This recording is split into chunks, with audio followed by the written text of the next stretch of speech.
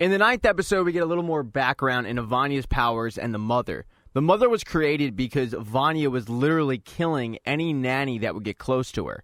So Reginald needed to create a nanny that couldn't die and thus created the mother. But present-day Vanya is still a little freaked out that she might have just killed her sister. She's getting cleaned up with Leonard when she finds Reginald Hargrave's diary in Leonard's belongings.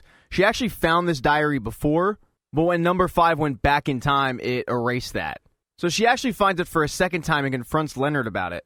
Leonard's trying to justify this by saying I was the only one there for you, they didn't care about you, but she's not really having it. She ends up killing Leonard in basically a tornado of objects found around the house. It's a pretty cool scene.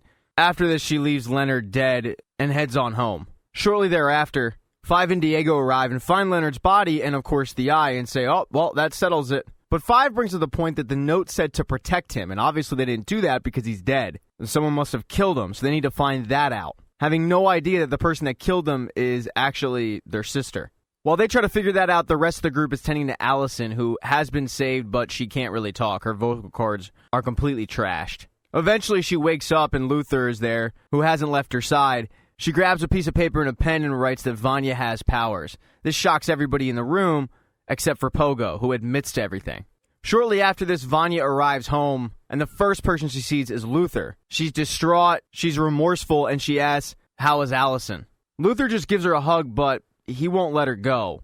He basically bear hugs her until she passes out, and shortly thereafter, he puts her in that tomb-like room that Reginald used to put her in years ago when she was a child. Luther says that we need to keep her in here as long as possible until we figure out exactly what her powers is, but Luther's the only one that wants her in this room. Even Allison, who comes downstairs, ends up writing on a piece of paper to let her go. This really puts a rift between Allison and Luther, but in the end, Vanya isn't going anywhere. Luther's going to get his way.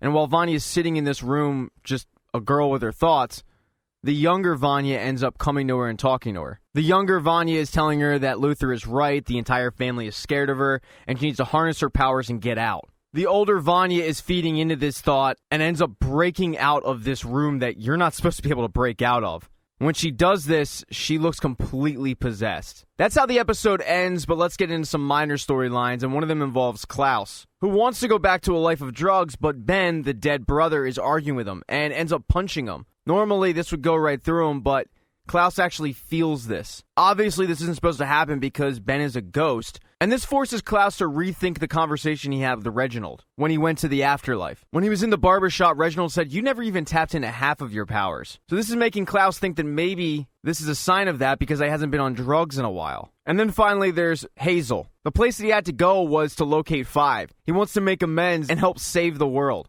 When he arrives at the house, he ends up talking to 5. Unfortunately for him, though, Diego notices him and then still blaming him for the death of Detective Patch. So those two get into a huge fight. Eventually, this fight ends after 5 knocks out Diego, so he can actually have a conversation with Hazel.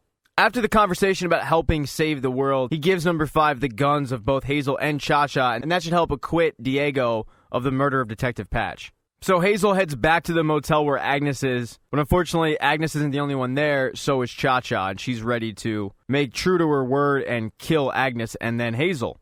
They get in a little bit of a fight, but then all of a sudden time just stops. Their boss shows up and says, you guys have really made a mess of this.